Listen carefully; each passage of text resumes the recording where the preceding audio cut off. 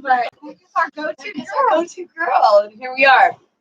Waiting for you. Good afternoon. Happy Monday. Happy Monday. Our Miss Becca's on maternity leave for a couple more weeks with her beautiful baby girl. So here we are. Here we are. But you know what? If you don't have a moment, send your kids out with crayons. I don't remember the whole deal, the spiel that she does. Let's hear. Yeah. This show is by moms, for moms, and about moms. This is send all your kids out to play. Hand them a box of crayon. Mama's pop a bottle of champagne. I'm Angela Corsi, and I'm the proud mama of two. I have a 15-month-old baby boy, Orion, and a 14-year-old bonus daughter, Caroline. Yay! Awesome little humans. Mm-hmm. I'm Tara Elvins. I am the proud mom of a 13 and a half. Today is her half birthday. Daughter, she's my challenge. Yeah, she's me. She's a teen. She's a teen. And then Becca, who is often in mom land with her brand new. And bacon 3 weeks. 3 weeks Thursday? Thursday will be 3 weeks. The 9th, right? Yeah. Athena. And her 20-month old. Yeah. Look at us trying to figure it out. Atlas. Yeah. Yay. But we're your new mom tribe. This show is by moms, for moms, and about moms. Today is Mutts and Meows Monday. Yay! And we have the St. Croix Animal Welfare Center coming in. And hopefully they bring kittens, but they never do. They climb in the studio. You know, they're probably bringing puppies. I can bring some kittens. I've got 2 little Siamese kitties. And they're so sweet. And the one guy, he's not your normal Siamese. Like, he doesn't have all the dark stuff. They named him Mocha at the store. I mean, at the shelter. Yeah. And he's kind of like this kind of, cafe au lait color. He's not really dark. He's sort of a weird color. And he doesn't have a lot of dark spots. He's got like one on a toe, maybe another toe. So he has like little espresso flicks. Little tiny espresso flicks. But my favorite part is he's got 2 little espresso chips right around his nostrils. So he looks like a cartoon pig. Oh my God. So we nicknamed him Pig. I love that. I love when animals get their nicknames. So today with the Animal Welfare Center, we have kind of a very serious show planned for you because we are going to talk about preparing your children for the loss of a pet. Yes. And that could be their pet has passed away, or maybe your pet ran away and never came back. And I know that's really sad because there's no closure. Yes. But I figured it was a good time to talk about this. It's a serious thing, but it happens, especially here on the island. And then we have a lot of outdoor animals here. We have a lot of outdoor animals that get away and sometimes disappear. We see a lot of missing animals. Or just pass away because they are outside and they're exposed to elements. And it's not that we don't take care of them by them being outside. Because that was hard for me to register bringing my cats from the States so many years ago, because in the States I feel like I was always taught you have to have your pets indoors, you have to have your cats indoors. Oh, the neighbor that let their animal out, that's just not not taboo. But being here, it's like your animals crave to be outdoors. Like, I couldn't keep my cats indoors. No, they're so interested in everything outside. And this was before I even had my own child, so they were my baby. My cat is still my baby. I say they because I had a pair, brother and sister, Flea and Callie. And I brought Flea and Callie. Big red hot chili. Yeah, I know. I feel like I'm so there with you. That's good. But I brought them down, and then a couple months later, Flea just unexpectedly passed away. We don't know what happened. He was outside. He did get attacked by a thrush a couple months before that. It's crazy the things and he that survived, but he just passed away. And I'm telling you, I took that so hard. Yep. I cried and lost it for months. Yep. I still sometimes cry, when I think about him, Well, I like to let people know. I mean, I still have my dog's remains. I had her we have all the remains of all of my husband's past animals and all those ones that tug at your heartstrings. The dog's purpose, that story, that dog that was your dog. You know what I mean? like that's the one that you like have the hardest time parting with. And a lot of times those are your first animals. And it's an important thing for kids to really understand about what that closure is. Exactly. And there's a grieving process that we have to talk about with our children, because we can't just ignore it. We can't sugarcoat it. We have to discuss it frankly and openly with our children, and even little kids. Like, and embrace the grief. Exactly. And I was doing some research today before I came on. And they were saying that children pretty much can understand death to a sense by the age of 3-ish. Every child has different cognitive abilities, so it may be different, depending on your child. But, so we have to really guide them and help them and, yes, help them process it. Because one thing I completely believe in a lot of the education and things that I've studied, I completely believe that kids are as close to that spirit world as anybody else. Right. And so they can actually handle death and the passing of someone off of this plane of what we know as existing. And they I've had kids come up to me and tell me things like I'm getting goosebumps just thinking about it. But kids come up and tell me, I saw my grandma this morning.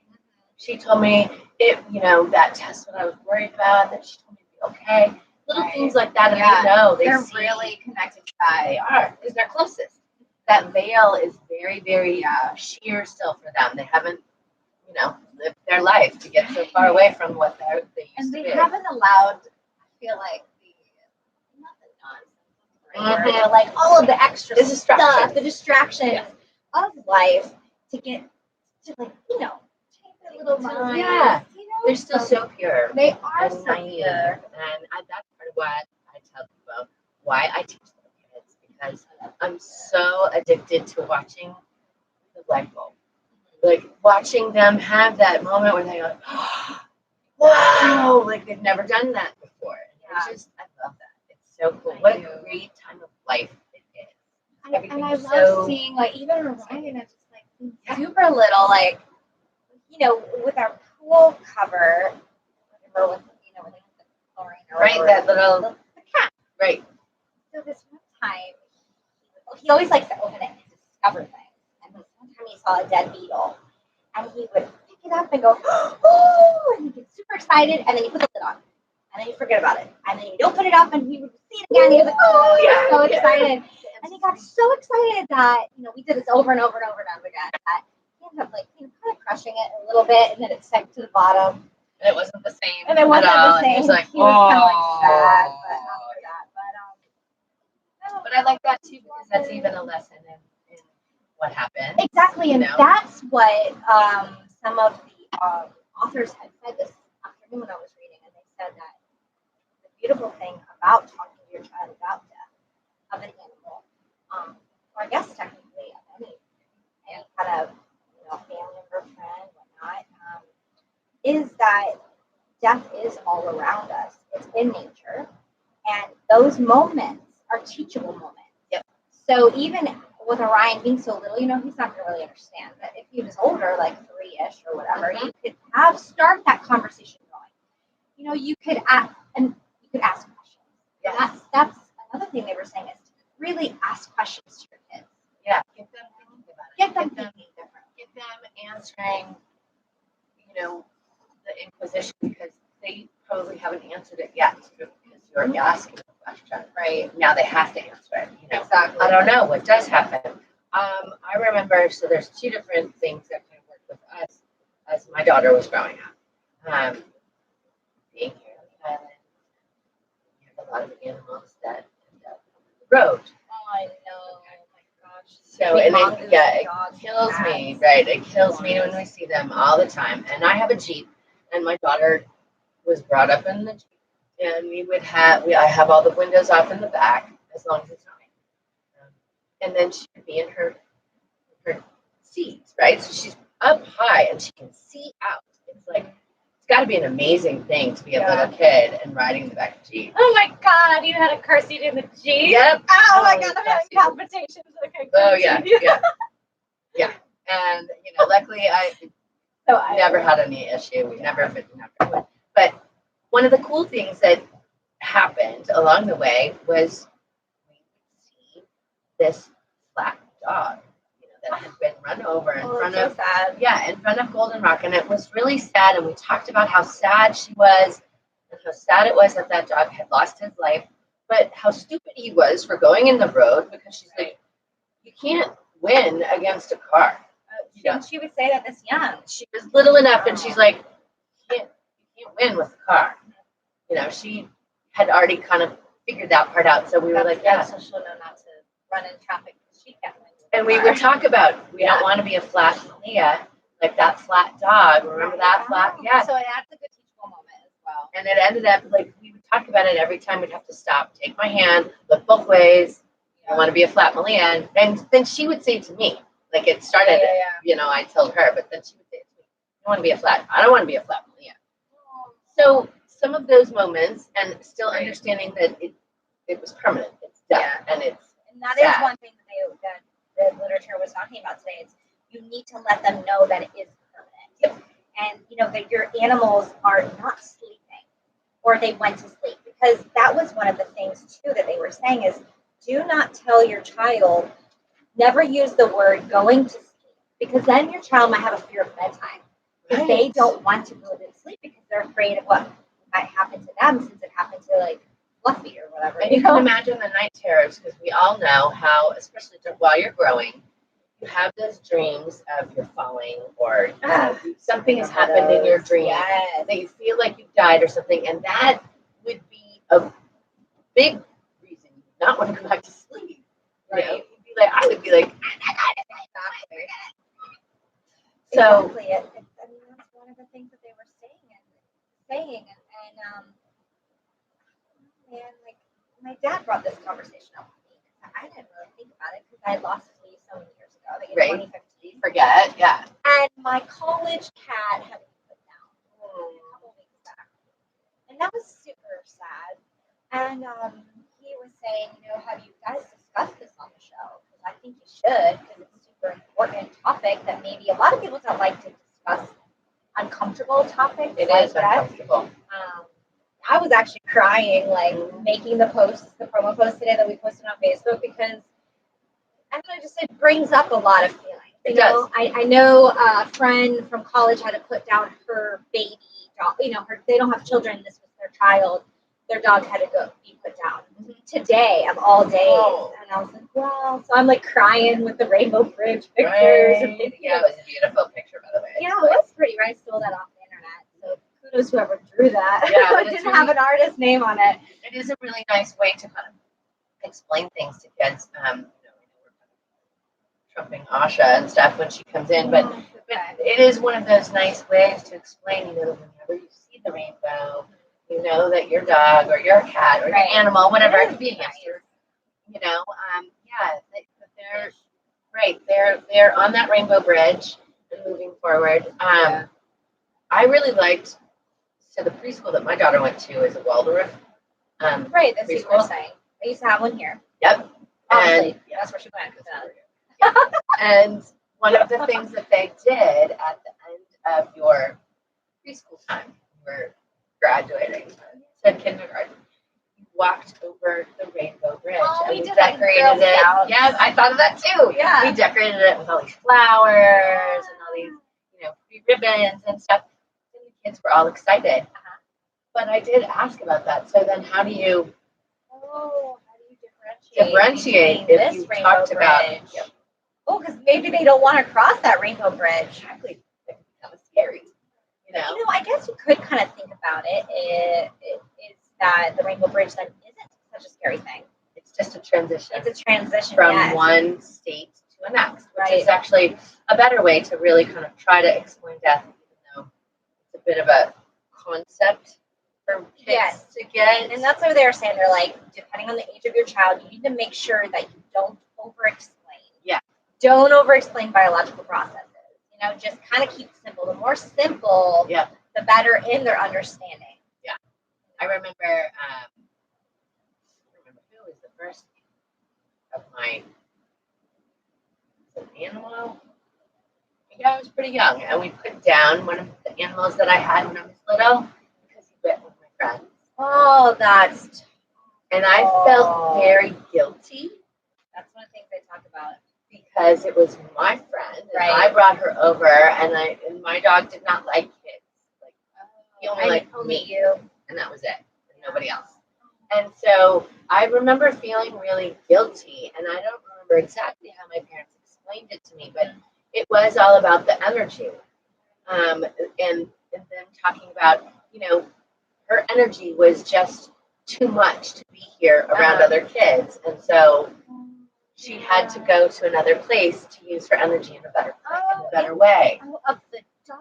I thought you were talking about the energy. Not the kid. Friend was too energy. Oh, okay. That was the energy of the dog. Yeah, was too busy, too, like anxious almost. Yeah. And I don't remember exactly how they explained it, but it made so much sense to me. Like in my head, I thought of it like the atom, spinning and swirling around, and that was kind of like how I envisioned her energy was, and that's why she would bite at people and be like, aggressive, even though she was so loving to us. So it was a really cool, interesting way for my parents, and I was pretty young when that dog passed away or was put down, and then to also know that we voluntarily had it happen, but it was explained again that this energy was not meant to. Well, that was also probably, the word better is not right. But the fact that your parents were then able to prepare you for the inevitable, because choosing to euthanize a pet in the sense either, for medical reasons or for those kind of reasons, right? For aggressive reasons, it does allow you a moment to process it before it happens, which almost might be better. Might be better, like. I would personally like to deal with that more than how Flea happened, which was so unexpected. Right. That hit me out of the blue. Yeah. October 1st, 2015. I remember the day. This is the day that ICD-10 got released for lab coding. I just remember that. But, speaking of lab coding, let's talk about our sponsors. This is our sponsors. Woo-hoo! MOMosa Monday is proudly sponsored by Super Dollar in Five Corners and Out West. Have you been out last year? Yes, Becca and I did a very large, 20-30 minute tour of it on Facebook Live before they opened. It was like a sneak peek. Okay, super cool. Yeah. They're really awesome. They have everything. They have clothes and toys and electronics. I gotta go check that one out. I've been to the one at Five Corners, but I want to. Five Corners is like a micro mini store. Over there is it's really large. It's large and it's awesome. So, sorry. You have to go check it out. Yeah, it's right by the old bus station. Yeah. Right where the police station and all the buses. So yeah. MOMosa Monday is also proudly sponsored by Best Home. Yes. Says we love us the Best Home. We do. I just recently went and had a lot of fun because I've been really kind of looking at my bathroom going, I want to change something. Really, 2020 is all about change, right? Because I've been doing the same thing. I'm about to paint my bathroom too. I'm thinking of painting, and I was like, this won't take long. I mean, it's not that big of a space. Yeah. And it could definitely take a quick light up, uplifting. So, but I didn't have that time yet. So I ran to Best Home and got this cute little carpet set, and then the shower curtain. That shower curtain is so cute. I don't have any bathroom shower curtains. They're all the glass doors and stuff. Oh, and yeah. I feel like I'm missing out on decorating my bathroom. I want the original. I want bathroom shower curtains. Yeah. I like ours. It's nice. Because it's a tiny little no nonsense bathroom. It's blue and white. So it brightened it all up. It's so cute. I have to share with you the one comment my daughter said. She's like, "Mom, what's with the carpet on the toilet?" Oh, yeah. No, it's just a toilet seat. Mom, it's carpet on the toilet. You can't have those if you have little boys. Right. My mom, we used to have those growing up, and my brothers made them just disgusting. You don't have little boys though, so you're okay. Yeah, I don't recommend the carpet on your or around it. Yeah. And I feel like because of that, we don't have that in our house. Everything around you. I only have it in front, one rug, and I had posted that a couple months back in the kids' room. I don't even have rug. my kid, my little boy is obsessed. He still goes and crawls and lays on it and gets super excited. My teenage daughter even laid on it the first day I brought it home. I love it though. It's so cool. I'm fluffy, fuzzy rugs at a really good price. I'm thinking about going to get one just for my and they have different colors. Tactile stimulation class. Yes, and they have different colors. So, and I think that they're not just a bathrobe. You could use it for like under your feet, under your desk. You know, maybe when you wake up on the side of your bed. You know, so I love it. Yeah. So who else? MOMosa Monday is also proudly sponsored by Food Town on the Grand. Next door. That's right next door. So you can, hit two birds with one stone. Go to your little, I call Best Homes like the miniature Bed Bath & Beyond. Yeah, right. Of St. Croix. And then you go next door to Food Town, get all your snacks and your food, and hit the road. Yep. Yeah. I did the other way around, which is not really smart because then my cold stuff set in the car. But, for next time. Because I knew, I was like, I'm going in, I know exactly what I'm getting. I'm going right to that area, and this is what I'm choosing. And then I'm walking out. My daughter loves Best Homes. They have a lot of organizational stuff. She's not an organizational thing too. Just cool. So I want her to get that. And we're painting her room. And now she has to take down everything off the walls, off her counters, off of everything. And so, which is kind of a good thing because then she can go through it. Mm-hmm. So. But really quickly before we continue, because we're talking about paint a lot, MOMosa Mondays I'm going to probably cry saying this, but MOMosa Mondays wants to give its condolences to the family of Sadie Saldana of Colorado. She was a wonderful, wonderful woman, and we worked with her personally all the time for our home, and wanted to send out condolences to your family. I know she was a very loved person on this island, so lots of people know her. We're not jumping the gun to say anything, but my heart's like pounding. But it was sad news. It was really sad news, and I just wanted to give condolences. So, so anyways, okay, we were back. Yeah. MOMosa Mondays is also proudly sponsored by Zalatina Food. Yeah, we know this guy. Yeah, Zalatina Food. Order whatever tier you would like to invest in, and you get restaurant quality food delivered to your door by a sweet chef who is the one who's cooking all your food. So it's kind of fun too. You can even sit there and talk about it. So what did you do, and how did you get that? And so that's kind of fun. It's super awesome. They do great food. I know everybody who's had it just loves it. Mm-hmm. So you can contact them at ZalatinaFoods.com. Yeah. Also probably sponsored by Yoga with Cheryl. You can come to any of my classes. So I've had a lot of wonderful people popping up out of nowhere because it is the first season. Yeah. So all of our snowbirds start to show up, and I love it. Everybody, it's just been so wonderful. Everybody who's showing up shows up and is committed to making some change in their life. So it's been really nice. Monday, Wednesday, Friday at Halfpenny Beach Club, 9 a.m., 10 o'clock on Thursdays at Botanical Gardens, and 11:30 on Tuesdays for those of you who like to sleep in. Come on down to Rowdy Joe's. And where can they find you for their mini-me yoga? The mini-me yoga is on Mondays at Sensi Dojo at 11. Such a great program. It's so much fun. We really have a good time. I have a really cool, fun one in preparation for Valentine's. Oh, yeah. Yeah. Oh, that's exciting. Yeah. And then I like to get especially with the kids, because they get more involved if you add extras, and if it's not just talking and doing. So I like to bring stickers or treats or a bell. You're like the best person to teach kids. It's your energy. Right? Thank you. It's fun because I want to be a kid again. That's what I always tell people. You can live vicariously through these kids.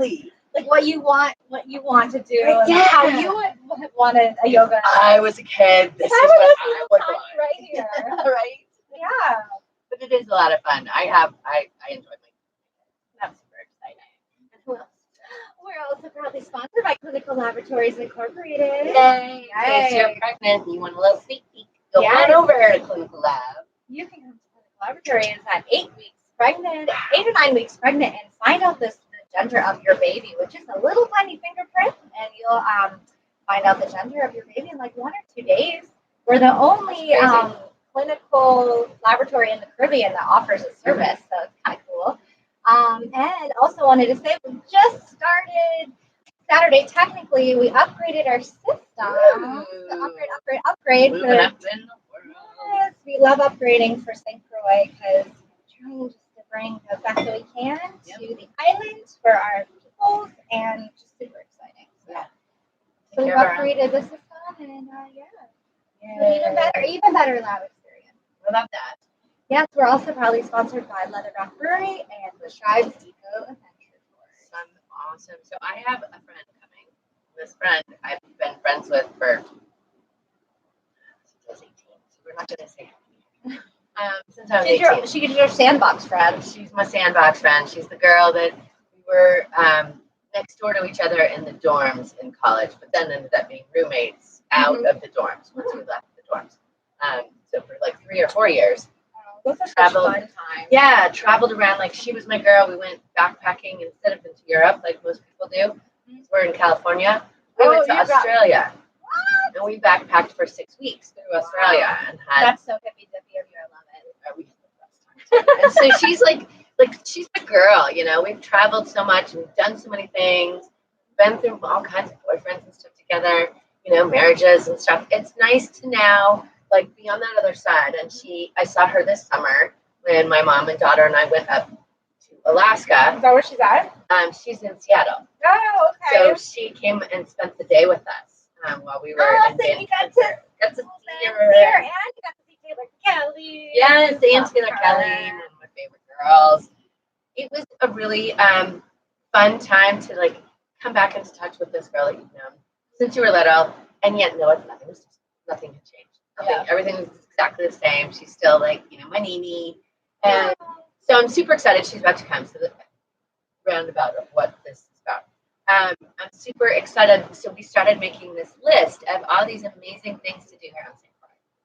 Like something that's so much amazing. I mean, my best friend comes in May, and I'm so excited. I have a list. It's long. I have a list. I have this super long list of pages. Yeah, those are my blog things that I used to send to you. Yay! Bloggity blog. This website will launch them. So one of the things that I have on there, you know, is the fact that you can do the bioluminescence. Yes, I've done that with them, and it's amazing. And yeah, I've done it with a couple different companies, and I have to say, well, I think we have the best bioluminescence in the world. I think in Puerto Rico. Puerto Rico is the other one. What happened with Puerto Rico with the hurricane? I don't know if it messed it up or not. I just know that our bioluminescence is still there in Salt River, and I just love that there's the history of Salt River, even though it's Columbus coming, and you know there's not the best history. It's not just Columbus though. There's more than just Columbus in the Salt River area. If you did not know that, the Knights of Malta also have. They used to have their bank on the banks of the Salt River, and the only way you could get to the bank was by boat. Stop it! Yes, that is so pirate. I know, isn't it cool? So St. Croix, I love this. I love all the pirates. And you will learn about this if you go on a Bush Tribe tour, because they're the guys who told me some of these really super cool stories that I didn't know about. I've been here a while, and I mean, we went. I'm trying to remember this. This was with my sister-in-law and my daughter. I just entered my social, so it's probably like 5 years ago. Okay. So I'd been here for some time. Yeah, I'm an old soul. You're becoming an old soul. Give yourself a couple more years to, right? But it was nice to hear all these things that I did not know. I love that. That's why I love to go on these tours here, and I don't mind technically going on tours. Yeah, it's so much fun. Have you done the VI food tours?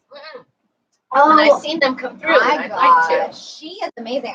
She's like a local Instagram influencer, and I did a tour with her years ago with my aunt and uncle when they were down. How fun! Food tours, and I think she's the Cruisian foodie.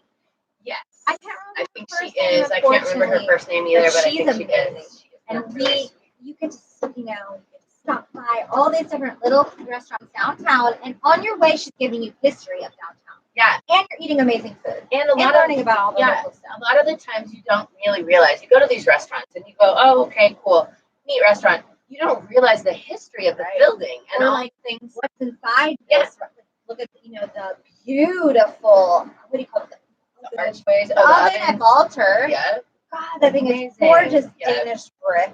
Yeah. And then she talks about the church downtown, the beautiful, I can't remember the name. The beautiful cathedral. Oh yeah, the Lutheran church. Okay. And you go in there. You go in there. I was like, you go across the street to the bakery. That's like your first stop. Yeah. Oh, nice. The bakery is a good spot. Yeah. There's so many lovely things about our culture here that it's totally unique.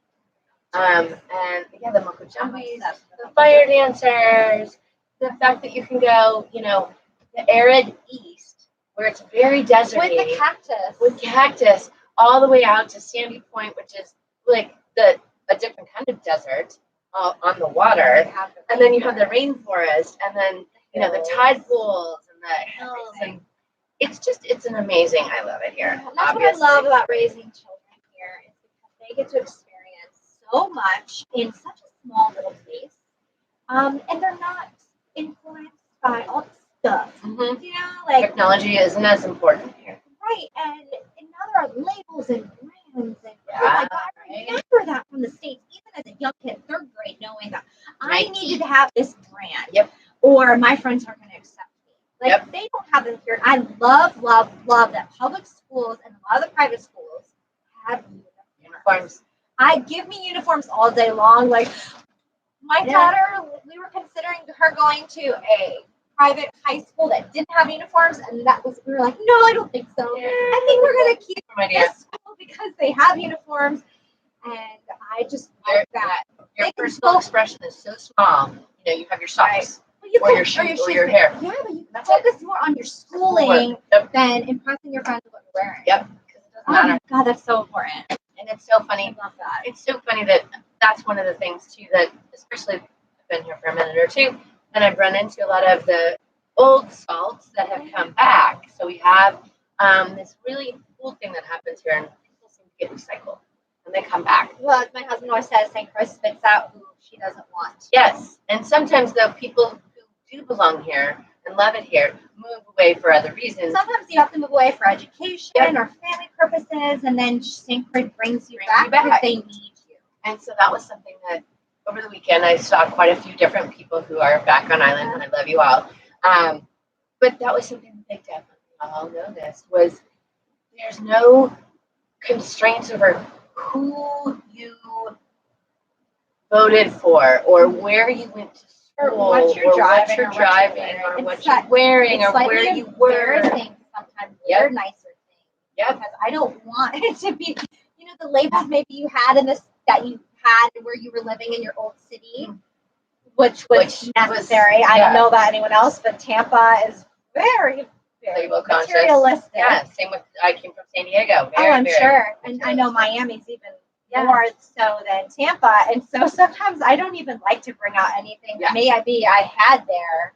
Well, you don't need it here. I find a lot of times I end up explaining. Well, this is a hand-me-down. Like almost always I have to come up with some excuse of, I know, isn't it great? My friend gave it to me. Oh my God, this dress has pockets. Yes, exactly. Dress has pockets. That's true. We are so far off topic. We gotta wait. Okay, we're gonna stop. We're gonna go from pockets to putting puppies in the pocket. Maybe it's puppies in the pocket. Because what are we talking about? Who's our guest today? I think we're having pretty sure it's so today is Mutts and Meows Monday. And we have the animal shelter, St. Croix Animal Welfare Center, coming in, and we are talking about helping your child prepare for or deal with the loss of a pet. Okay, so with that, have you seen or read A Dog's Purpose? I've seen that movie. Is that where the dog passes away and then comes back again and passes away, and then the original owner still remembers? Right. Eventually they get back together. Yeah, we cried. They're coming with the second one. Yes. Well, we have the book at my house, and I keep trying to get. That was one of our favorite movies. We had that while we were sailing around. We had one of those movie nights where all of us were watching the movie. We went through a box of Kleenex between the three of us. Everybody was just bawling, but at the same time, it like made so much sense, and we had a great discussion afterwards about death and what it means, and what it's like to lose your pet, but know that their spirit will continue on for another purpose of How old was your child when she watched that movie? I feel like you were saying so it was 10. I was gonna say I was like 10 or 11, Yep, right? it was 10. And I remember going to the movie theater with her, and we were all crying. But it's funny because now I have the books. I have the book that movie is based on, which is called Ellie's Purpose, and then the next one is A Dog's Purpose, which is the second one. Yeah. But that's what. Anyway, I keep trying to get everybody involved to read it. Like we like to read out loud, as a family. Nice family.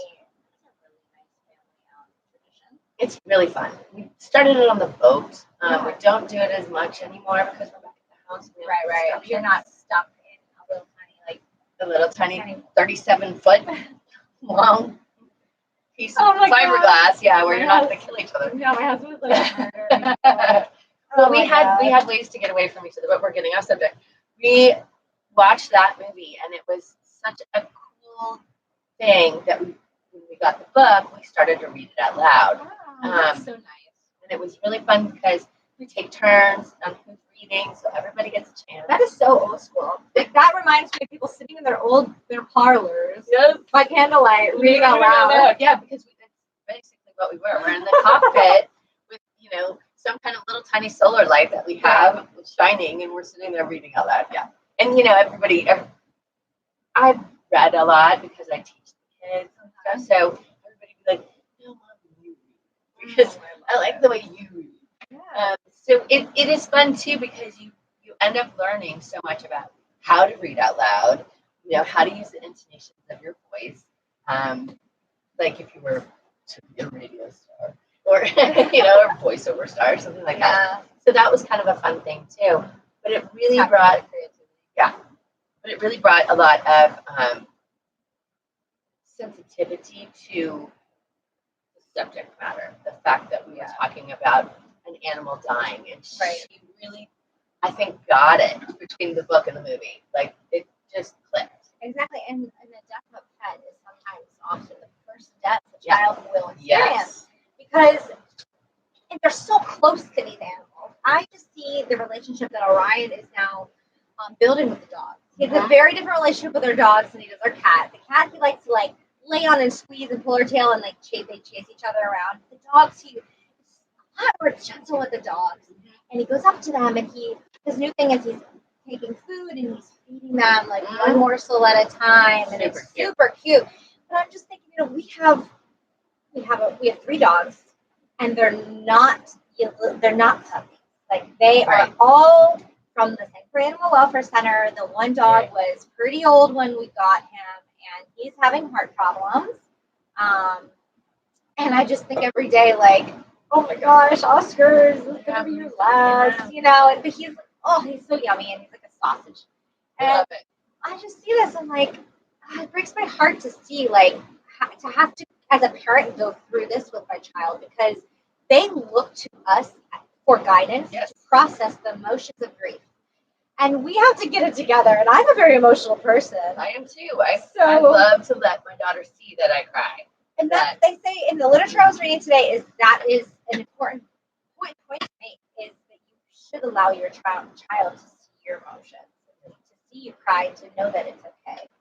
And to know that it's a proper way to express your emotions and to get through, especially a death, to get through something that is difficult. It's something, and it's and one of the really cool quotes that keeps coming up in my head, is that your grief never goes away.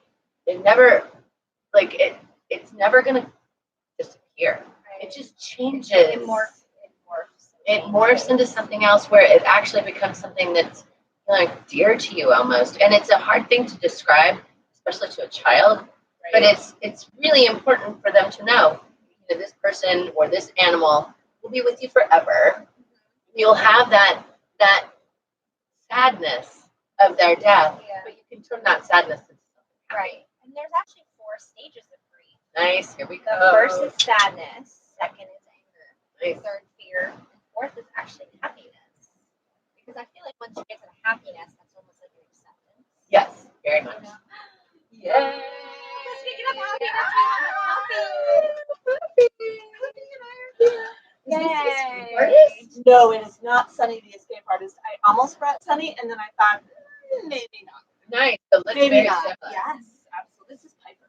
Piper. Yes, I saw the picture of Piper on the website today. St. Croix Animal Welfare Center website. And he is super. Isn't she adorable? Oh, she is. She looks like a golden retriever. She does. She's golden. Absolutely. Golden. She almost looks like a golden lab. Yes, she does. Yeah. Yeah, you just got the squared off head Yep. and nose, just like a golden Funny, has. her sister Phoebe went to the dog parade. Her sister Phoebe and her sister Prue. And Prue got the dog parade. Yeah, which is great. That's awesome. You get it done. Phoebe's like a blonde version of her. You'll get it done. She is so adorable. Please go on the St. Croix Animal Welfare Center website or Facebook page and take a look. These animals are so sweet and so ready for adoption. They're so ready for real homes. For their forever homes. Yep, she is ready. She just came into us on the 24th of January. Really? Not long. Yep. Mama dog came into spayed, which is great. We're very happy about that. Yeah. And 3 puppies stayed with us to find forever homes. So She's got these cute little white markings and little random places, like her paw. This is How cute she is. Here. Look at how cute she is. Thank you so much. There for you coming. go. Gosh, Oh, absolutely. We always love having you. Yeah. Very happy to be here. It is, and I feel like that will bring some lightness to our very serious discussion. Very Right. serious discussion. Yes. Conversation. You know, it's one of those things. So I wanted to bring up a little bridge over. It's not just a death of an animal, but the fact like what we do all the time is foster. And so to be able to give up the animal or to be able to release those emotions of detachment that they get is a really good challenge, I think, for children, especially. It is. It is a challenge for adults too, right? It's a Oh challenge my for gosh. all of us. That's what we're dealing with talking our about. emotions. We're talking about how like the children, they look up to us like in senses of loss like this, and they're looking to us for guidance. They are. And I'm just sitting here thinking I'm going to be a hot mess. Right. Yeah, right. How am I supposed to get it together and pull it together? And You know, and it's so that- okay for your children to see you grieving because it's a normal human emotion and we don't want them to suppress that. Now maybe if you do melt into a complete puddle on the Right. floor, maybe that's Don't too be much. so That dramatic. might freak them out. Right. But Well, in I general, mean, emotion is yeah. the part of being human. And I also say, you know, because of my attachments to the ones that I have had, that I did have that meltdown into the puddle on the floor. And, you know, I'm like, but this is my way to process it. And if I don't do this, I won't be able to get through it. And of course, it Even depends if it on is the age of the child. Yeah. Because children process grief and understand it or don't understand it very differently depending on their age. I actually did some research, and there's a couple different stages on children for what they know, for how they do process the grief, and it can start as early as 2 or 3. That's what they were saying, but they can kind of understand. And at that point, you need to reassure that the child that it's not their fault. Yes.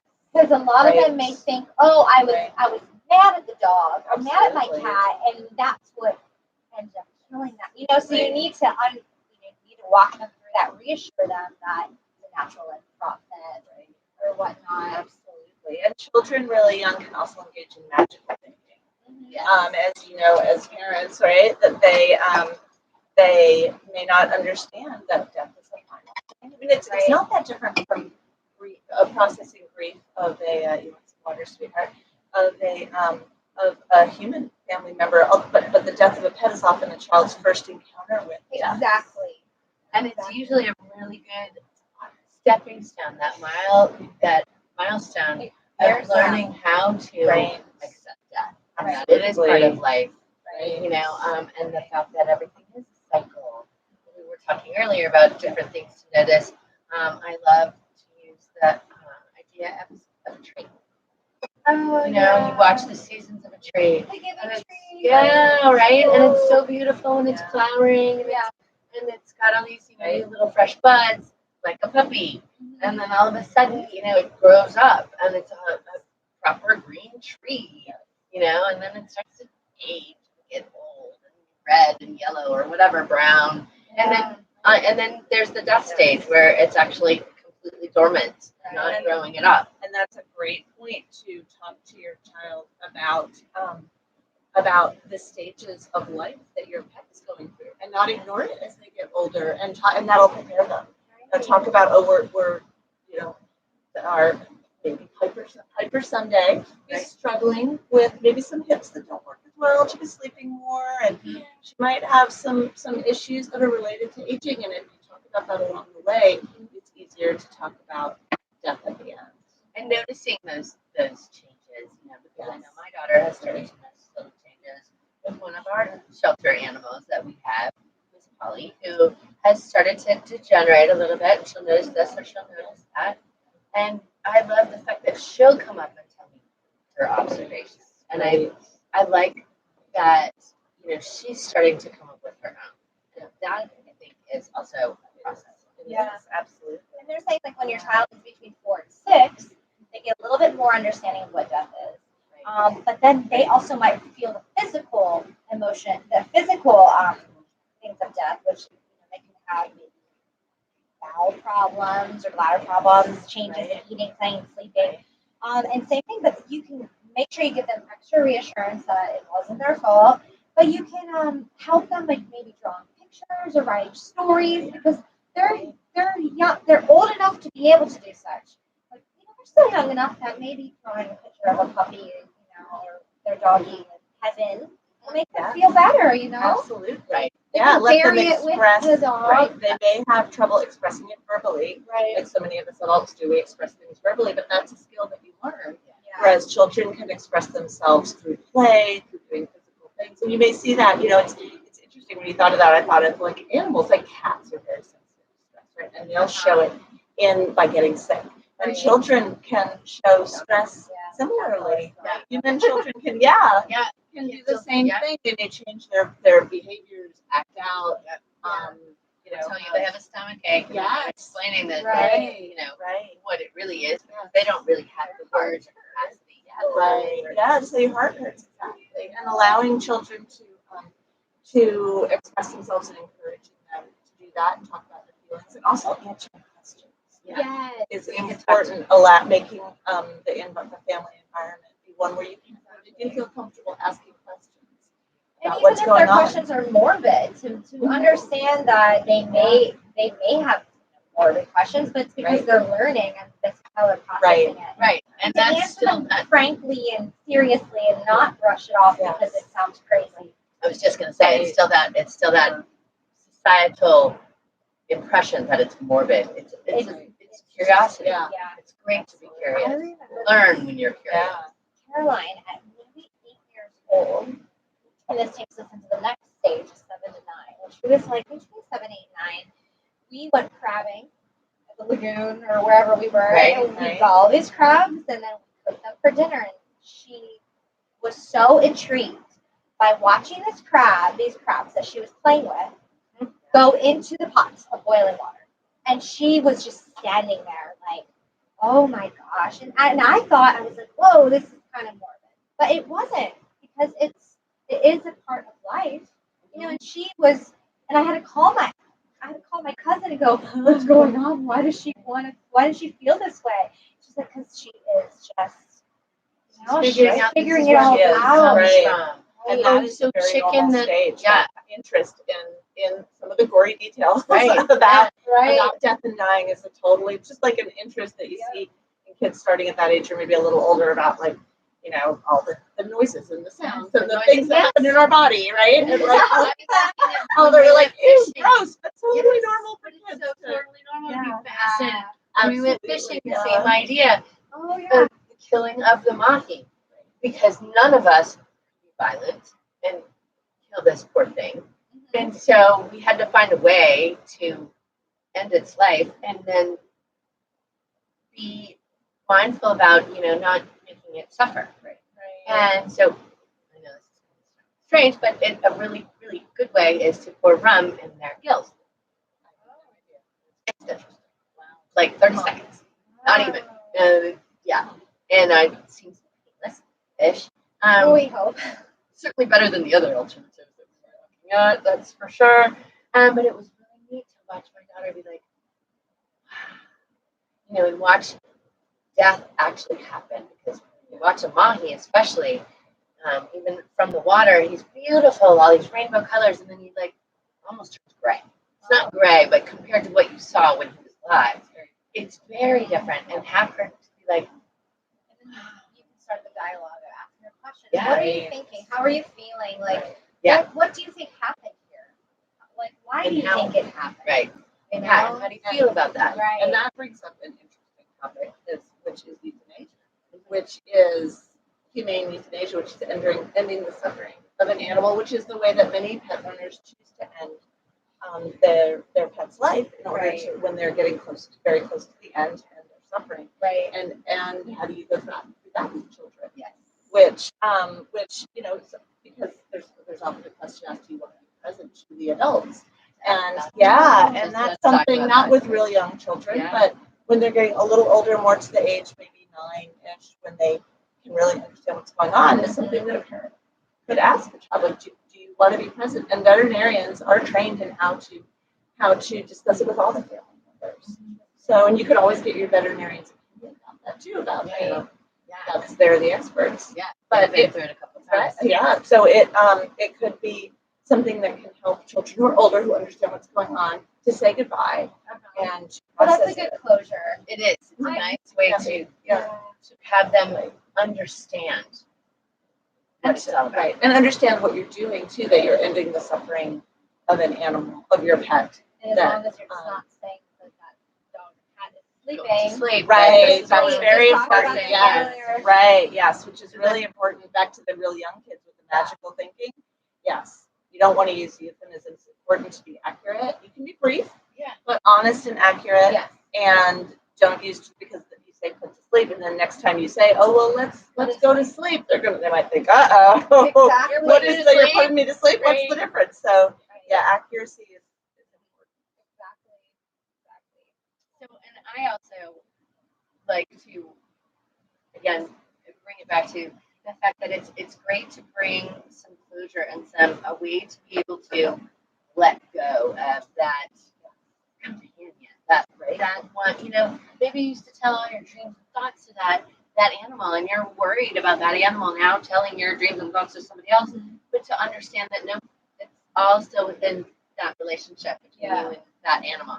Yeah, and talking about things with your children, unlike in so many other things in life, right? Talking with them, making them feel comfortable about asking questions, involving them in the process of what's going to happen, what's going on, absolutely. And some other ideas, we're talking about drawing pictures, and you plan a tree, something to memorialize the pet, do something as a family Make a little activity. grave for them. Yes, You know, sure, Carolyn used to always absolutely. make graves for any of even the birds that maybe, the cat got a hold of. Yep. Our fish, or like a lizard that died when she saw it. So one of the funny things, ironic things, we had brought in one of our previous dogs, the one before Miss Polly that we have now, and we had also got Pebbles from the shelter, so also a rescue mutt. She was a little wild and crazy, but she had kind of bump on her knee, ended up, I think, being cancer. When she went into surgery, she didn't make it. She passed away. And so this was not something that we were prepared or ready or had talked about or anything else, So it was an interesting conversation with my daughter about the fact that she just wasn't strong enough to make it through whatever sickness had taken her. You know, they were trying to help her.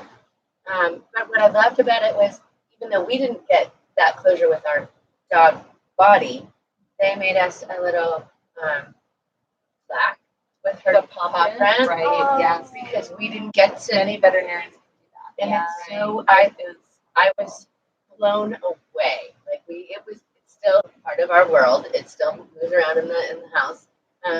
So that's one of those things. And then Angela and I talked about my previous dog, the one that that was my dog. You know, Right. down here, with, I still carry her ashes with me, and I'm sure at some point I'll finally be able to get them away back to the earth where they belong. But it's funny how you have to process it yourself. You do, and do it at your own rate, in your own way, and it's okay to do it differently. And children certainly do process grief differently than adults. And to let them know that's okay. Absolutely. Yeah. I like the fact that my daughter wants to come and be that perfect mom to every fur animal. It doesn't, I call her the dog and cat whisperer, because she will tame them from when they aren't. She will tame them, and I think it's all because of her connections to the ones that we lost. She's like, so I want to make up for, Pebbles, and I want to make up. So we had another cat who, I don't know, was an outdoor cat and ate something, and basically found her in the morning, and yeah, it was one of those ones that you find a way to kind of go, okay, this is how we're gonna make it okay for that animal that we lost unexpectedly, the one that you don't care for. And I think parenting has really changed since I was a kid. I remember losing a human family member, and when I was 9, 10-ish, and just being really excluded from all the conversations, because they thought they were protecting me. And I was that so happened to me too. confused. Yeah. Hated that. Yeah, I right. remember it. I remember it too. Right? It's Yeah, been out in your world. It does, because I Yeah. just didn't know what was happening, and I And I didn't understand why I was left out. And, Right. But, yeah. So what happened on the epiphany when you figured out what happened? Like, you look Anger. back at that. Yes. I was Right. angry that I didn't Me get too. to go to the funeral. That was like, Right, oh, me too. That was my Baba. That was my Yeah. great grandma. Yeah. You know, Like, And I to be didn't with get the my rest of time. the family, Right. and just to be a part of things. Right. Yeah. Yeah. maybe So that was it's- different generations how they were, how they're thinking as opposed to Right. Hopefully now we're kind of more enlightened, right? think more, we are. more open and more Internet has inclusive. helped that. Yeah. And I also agree with the fact that, a lot of times some kind of ritual helps to put closure also. Yes. Even if you didn't necessarily get to see your animal pass away, or, something happened in surgery or whatever, if you go, I think we went with that little plaque that we had. I think we went and we planted like a little fairy garden or something. We did something specific to Pebbles in her area, because she always sat outside and she had this like spot, and we kind of made that as part of the grieving process. Right. And they're saying children as young as 4 to 6 should be included in the funeral preparation. Yeah, my daughter was definitely. Miss Polly came with us when she was 7, so Pebbles died when she was 6, 7. Yeah, so she's little. Now, I made the mistake a couple months ago, maybe a year ago. I made the mistake of our fish not giving as enough thought and emotion putting into our fish passing away, and I, sent away the fish to the tube. And not the Rainbow Bridge, but I guess the tube. What do you call that? The tube out to the ocean. That's what we call it. Yeah, to the ocean. We're gonna just put them in the ocean. And my daughter was the Rainbow Tunnel. So our fish was in the Rainbow Tunnel, and my daughter was very upset with me that I sent the fish to the Rainbow Tunnel and that she didn't get to bury it, give it a proper goodbye. Like if that was, I would never send my cat or my dog to a Rainbow Tunnel. Right. So you're kind of like, you're holding. right. Yeah. And she asked me, she's like, can you please, the next time anything happens to our fish, include me. Don't hide it from me. Tell me, I want to help take care of it. And I was like, wow. Oh, well, good for her for having the confidence to say that. Right. And, Teachable moment for sure to me. Yeah. Right. I think that brings up a point too that we can learn from our children. We can better parents, better beings by listening to these little people. And just like both of you brought up, more often than not, they are capable of a lot. Yeah. At 9 and 10 or whatever, when you lost your family member, you were okay and capable with handling what death was. Right. And I think that we as parents have to realize, I know that we're, all fluffy and helicopter parents want to take care of everything and make everything perfect, but back in the day, not even that long ago, kids were already out there working. They were already out there dealing with real life. They can handle it. They're tougher than me. And it's a good thing to let them know that that's part of life. Right. The end. I know. Oh my I'm gosh. getting little kisses from Piper. Radio listeners, this dog Is so sweet. My little You need a puppy. Prussian lab golden retriever mix here. She's so soft. She is so soft. Oh She's my so gosh. soft. She's amazing. Yeah, she's got that beautiful lab kind of coat where you just want to keep petting her. She it's funny because it is possible for a mom and dog to have more than one daddy in the litter. In the same litter. So in the same litter. Right. So one of her sisters, Phoebe, is identical but blonde, but Prue was different looking, smaller, and it's very interesting. So weird. It is. Who knows, right? But Piper is 3.5 months old and about 10 pounds. And and 10 pounds. and ready for adoption, which brings up a good question that people often have when they lose a pet. When do you get a pet? Yes. Oh, good point. I didn't even consider that. Many people, it's like, do you want to rush out away? and get one? Do you never get one because it's so traumatic for your child? What do you do? Right. If Which you can be a if you dilemma. lose a fish, like what I did, I ran to the store and got replacement fish. Identical fish. Identical Identical Yeah. And you try to pull that off and try tried. to fake it. Didn't work. and- It didn't quite work, did it? didn't No. work because I can't lie to my kid. Whenever she asks me a question and I have to lie to her, I laugh. And she's like, It's a giveaway. It's a major giveaway. God knows how I'm gonna do I can't look at- Christmas with my little one. yeah, I can't look at people in the face. No. Like, that's my way. I'm Yeah. just so I just I'm Very booking it. common Those are tell, really- actually, Yeah. for I hear from poker and things Yeah. like that. If you don't make eye contact. Yeah, I can't play. I know I'm so terrible not too. a poker I'm an girl. awful Yeah. liar. They laughed at me. Such a- So Yeah. I get this goofy grin on my face. I can't. yeah, I'm like, Right. I got a good card. Yeah. I'm like, so.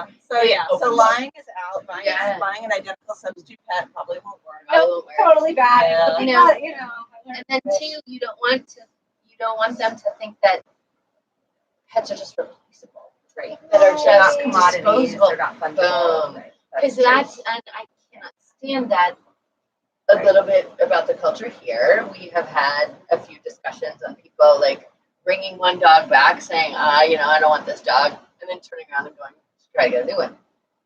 Those kind of things. And that happens everywhere. Right, it's not Shelters just everywhere. here. Yeah, Yeah, it's absolutely. not just here, it was just And right. And where we do talk and things like that happen. Sometimes it's because that pet wasn't a good fit. right. Yeah. So we do try and find a better fit. But absolutely, they are not commodities, and you can't just And I you can't think just swap one for That's like for Christmas another. presents for puppies too. Yes. Yeah. Yeah. Talked which is about something a couple right, weeks which is ago. something that you can certainly do, but just have to be careful about how you do it. Yeah. Well, so I think our philosophy about when to get the new pet is that it depends on the family. Everyone has it's important to process that grief. And when you're ready, I think you'll know it. And different family members can be ready at different times. Right. It's possible the kids will be ready and you won't be ready. Right. Mom is still having a hard time dealing with this, With and the that's loss, okay. yeah. And your feelings are important too. Yeah. So, and again, I think it's like talking about it, and fostering maybe might be a baby step Fostering is, towards I still getting a recommend new it. pet. Yeah. Because it's like the trial, the trial and error. You can go and check one out. Every time anybody even asks me, so talking about going to the welfare center, with the volunteer things, you have anything and everything you want to meet. If you want to just hang out with a kitty for a minute or two, if you want to take them a dog to the beach, if you want to go for a sleepover over and have them for the weekend and check out if this animal really fits this right. Especially if you have other animals already in the family, you have siblings and other than fur people, other humans that you have to worry about. It's nice to kind of have that trial time. And one thing I was just thinking about, an educator who is working, a long-time educator is now working at the shelter, reminded me of this when I told her about this topic, that when children, as with all of us, when you're going through something like grief that's very much consumes your mind, a great thing to do to help you with that is to do things for others. And it doesn't necessarily have to be volunteering at the shelter, but just to do things, do something to help someone else or to help another animal, for your pet. But to, because when we are grieving, and it's totally understandable, we are consumed with it. You're very internal. Turn in, and it's everything in your mind. But, and so when we're depressed too, we just focus very much on ourselves and trying to reorient yourself to the world and to think, what can I do to make someone else's day better? Right. Can make your own day better. Yeah, exposing yourself to that vulnerability, but also to that other entity, whether they are in need or they just want to hold her for a little bit. Love to. You can show her off. She's a doll. Such a sweetheart. She's wonderful, and we're so thrilled that she came into the shelter with her mom when her mom was being stayed. Wonderful, because that's the key to ending population is getting them fixed. Fix your animals, honestly. Because we really, if you want any kind of puppy, anything imaginable, we've got it at the shelter. You can do the research, but they are usually healthier, live longer lives. People think, oh, they're not enjoying their life. Yeah, they are. I don't think they're going to know. Right? Yes, they're actually better. Yes. They're actually better. Right. It's so cute. It tremendously reduces risk of particular types of cancer. Oh, wow. Get your pets fixed. Yep. Can we talk about too? I know you guys at the Animal Welfare Center just had 2 kittens or 2 cats come in with a medical mistake that caused one of them to pass away with the flea medicine. Not you guys at the shelter, but the owner accidentally. Right. That's also maybe we could talk about that because that's another situation that you could be put in as a parent, you accidentally, gave an animal something, the wrong medicine or a food that maybe that they didn't, they can't eat and they had an allergic reaction or whatnot. I've even heard of stories where puppies have passed away because they suffocated in a chip bag, so they got out of the trash. And so that's a major, traumatic event that could happen to the family. So, how much? I don't even. It's a very difficult thing to cope with. Absolutely. Especially the guilt. The guilt is tremendous. And like with that example of the kittens, this is not a bad pet owner. This is someone who's trying to do the right thing, right? Trying to protect her cats from fleas, which is so important because many kittens and puppies die actually from fleas. So she was trying to do the right thing, and she had used that product before with no trouble, and this time there was this horrible reaction. So it's important that we don't condemn or turn into the demon or the devil, someone who makes a mistake like that. Yeah, that pointer, that finger pointer. Right. You're not, we all make mistakes. Doing the right thing. Yeah. And we're trying. And then she brought her cats to us, which was also a very good thing. Then you go to the veterinarian and try to fix it. So and one of them did. One of them made it, which we're thrilled about. That was a really tough day. It was really hard and for our staff. I saw that video, and it was after we had decided to do this episode. I'm like, oh my gosh, to be a parent and have it happen. If my kids saw, how would that make me feel? How does it make them feel? Yeah, I felt so. I came in that day. I can't even remember why. I came in that day, but I talked with at least 4 different people who work there because everybody knows me and knows what I do, and they were like, and I felt like that everybody really had so much stuff to process. Right. And it was like so in your face, and everybody really was affected. Absolutely. One of the most important things that we've been talking about this actually lately among the staff at the shelter, and it's an important thing I think for all of us in the world, but because we work in such an environment that is there's a lot of grief that we deal with, and a lot of stress, a lot of right, and there can be anger, and there are all these emotions, right? One thing that's so important is kindness. To be kind to each other and to recognize that other people are going through tough things too. And it's so important how we talk to each other and how we communicate with each other. And it's hard to do that when you're really stressed out and when you're really angry. With like if someone makes a mistake, it's going to be understandable for a child to be really angry with a parent, or a parent to be angry with a child for making a mistake. And how do you treat other people kindly and understand that everyone is dealing with hard stuff. Yeah, and we don't know, you don't know the next person you meet, what they're going through. Yep. And I love the fact that the definition of pause. Stop. Yeah, you're in a hurry. Yeah, you're stressed out, but that person is too. And that's the beautiful thing about living here is everybody says good morning, Yes. good afternoon, good night. And even if you were like, oh, to have somebody say that to you, it can really change your whole mood. Your whole world. Absolutely. Yep. Yes, that acknowledgement of another human being and that pause, and that's a wonderful thing about our culture here.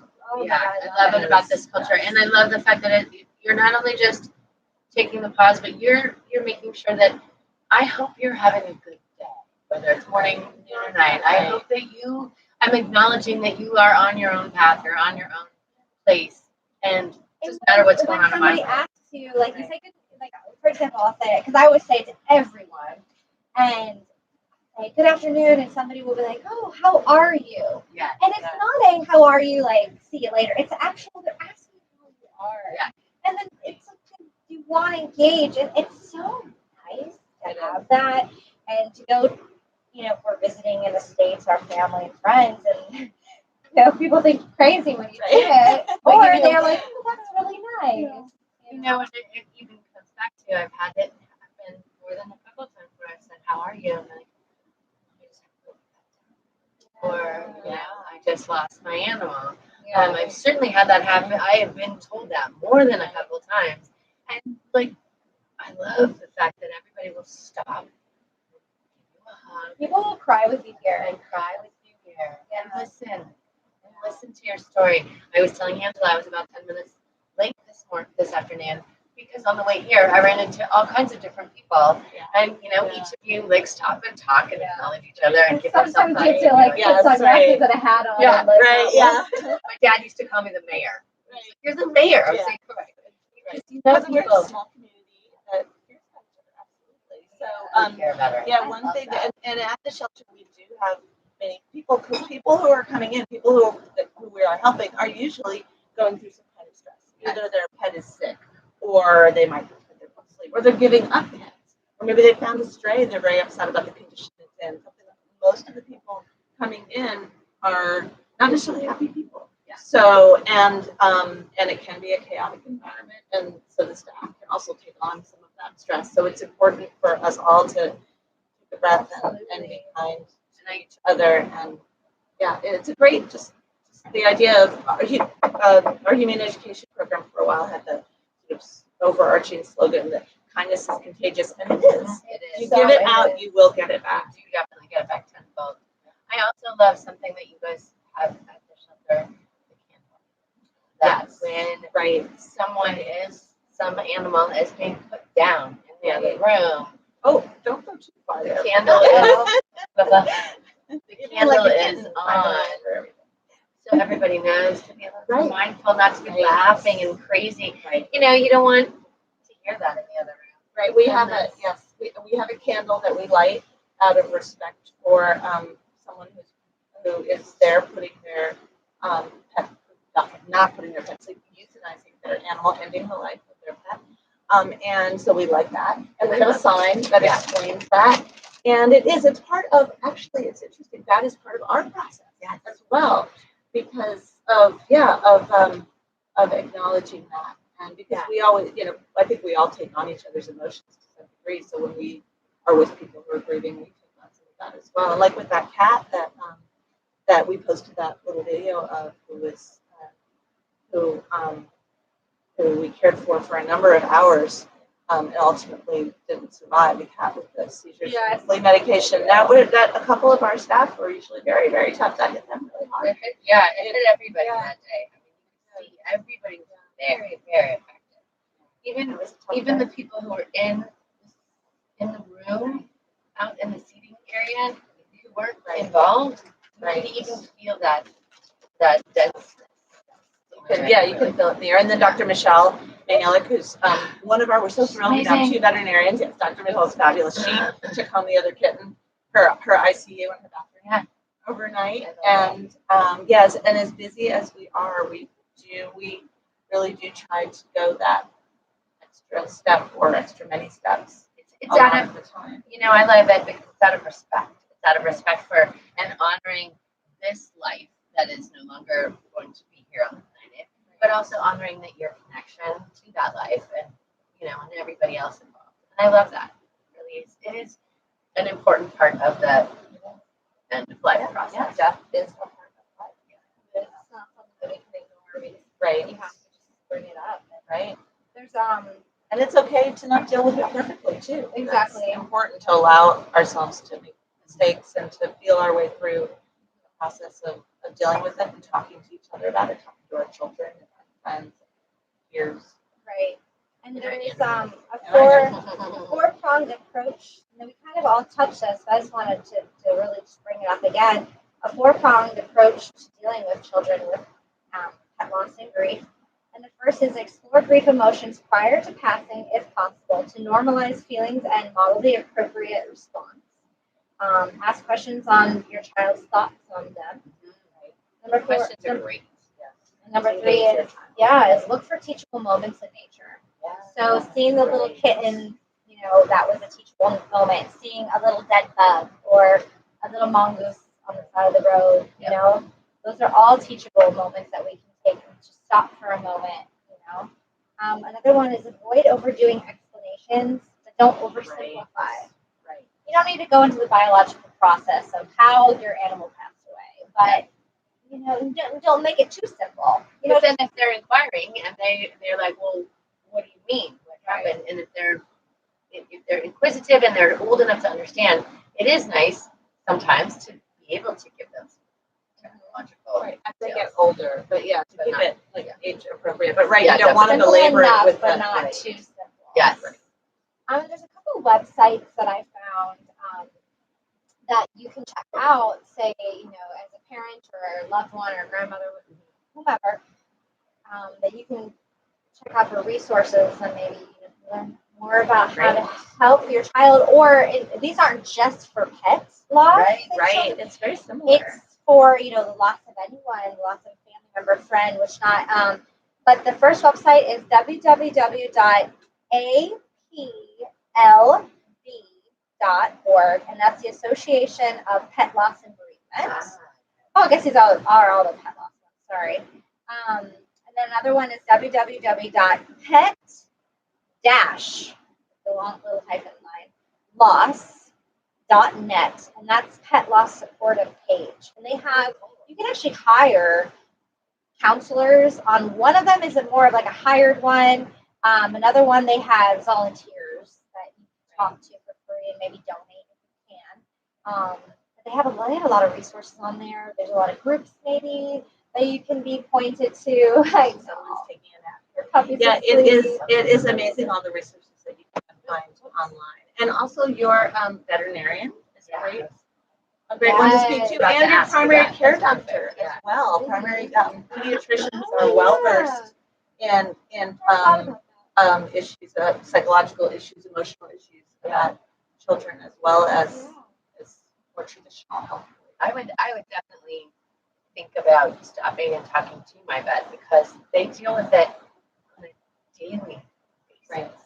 And how how do they process it? I think that would be super, super amazing for a child to understand, that they love animals, like completely wholeheartedly, and this hurts them just as much as it hurts you to lose your pet, but they still keep going back to work.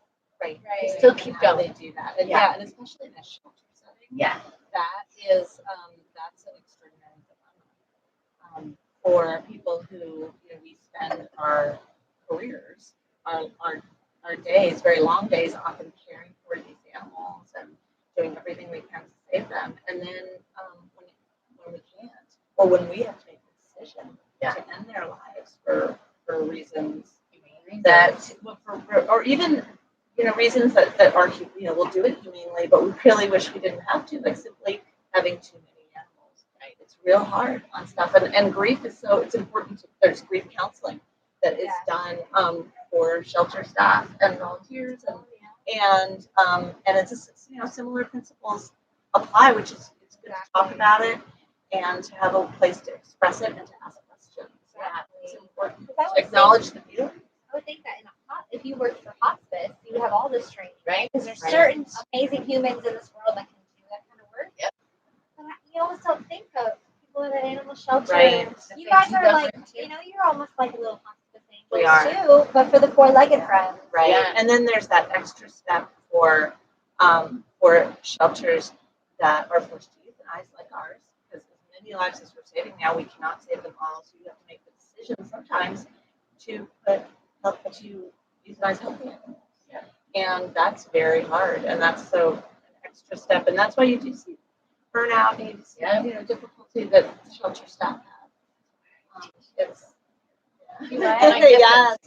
We're getting started to get that going. Absolutely, Yeah, we would love to, because those kind of things. Yeah, because it's so Very important to be able to process that stuff. But like we talked earlier, it's starting humans young, talking about death and starting to children, like you said, everywhere, teachable moments everywhere in life helps us become adults who can figure out ways to cope with that. Yeah, that can take your love of animals and work in a shelter and save them. Right? As many as you can, and still keep going to work, even when hard days happen. We love everything. Thank you. What a wonderful show. Oh, and I brought some suggestions. I'll leave it with you about books. You asked about books. There are a lot of terrific books for children about that you can read with them. That's another way to process with children. Process grief. Yeah. We did talk about books A Dog's Life, the movie, and that was a big one with us when we were on the boat. We watched the movie and then read the book. And, that's great. Had it like double enforced. There are some terrific children's books out there about grief of all kinds, but I brought some specific ones about pets. But and that can be a way to help kids to read books with them. I'm just going to read these really quickly to our listening audience. You have one that's called The 10th Good Thing About Barney by Judith Viorst, Viorst. Another one is Jasper's Day, and I think that's the Dog on Purpose movie, right? You have one called Jasper's Day is by Marjorie Parker. Looks like, I might not have all authors there. And then you have Annie and the Old One by I can't read that one. Saying Goodbye to Lulu. That's probably a good story to check out. The Day Tiger Rose Said Goodbye. Oh my gosh, I'm gonna cry. Dog Heaven by Cynthia Reinfant. That's a terrific one for young kids. Ryfant. I wonder if our local library has. Probably. I think Undercover Books. I was going to say, I've seen Dog Heaven there, definitely. I bet they have. In the other or can order for you. That I find is order books there. You can order just about anything. Good by Mauve and Rogie. I Always Love You by Hans Wilhelm. The Rainbow Bridge. And The Legend of the Rainbow Bridge by William Brinton. Yeah. We'll post these up on the Another page. one that I would also offer as far as a book is Where the Red Fern Grows. Because I don't know if you guys remember, but I remember reading it when I was little. I think like 7 or 8, and just bawling. And we read it again with my daughter as she got older, and same thing. She was like, "I love this book." What is it about? It's about this boy in probably the 20s or 30s, who lives up in the Appalachian Mountains, and he gets 2 hunting dogs. And Does it only have to put one down? no, I'm not going to give away too much, but they get attacked by a mountain lion, and Oh. it's a great story. Yeah. Either way, it's Where a the really, Redfern really goes? good story. The I've seen movie's that not on- so great. I've seen that on summer reading. I've seen Yeah. it. I Actually, feel like where- I've seen that yes. already. Yeah. I Yeah. don't So remember that's a ever good one reading to look it. at. It is definitely one of the earliest ways that I knew about coming to terms with death and your Okay. animals, and especially like this kid and those animals were like everything. You know what I meant? I mean, especially back then, you know, they didn't go to school. But, Yeah. you know, he did everything with these dogs, and Okay. that they were his world. And what happened? Like I said, I'm not going to give away too much, but it's a really cool story. That's another good one too. That really, I think, changes your focus on that connection to your animal and death. So I love it. Cool. How relaxed Piper is here. Piper is just on the desk, just taking a nap. with this super sweet big puppy belly. I love puppy belly. She's adorable. Oh, are we waking you up? It's all right, Piper. Go right next. She's Oh, so she's adorable. chill. Please, if anybody needs an animal in their world, go to that place. Take a look at this baby and the other ones that are there. They're also cute. They are. They're adorable. And we love everything that you guys do. Thank you. Thank you The world. so much for having us on the Yes, show. and thank you so much for coming and joining us. And And, being, Great I like that discussion. I can keep like throwing things at you, and you're always on your toes. You're like, sure, okay. Yeah. Okay. Is there a reason we're doing this? I was Oh, like, swear, I you're just right. asked you if one of you lose them. No, we didn't. But we're well, my but- college but- cat but- had to be put down. Oh. You know, and they were saying too that was one of the things like adolescence or in into adulthood, like you can kind of feel. I was guilty. Like, you know, my dad has my college cat, and it died, and I couldn't be there to say goodbye.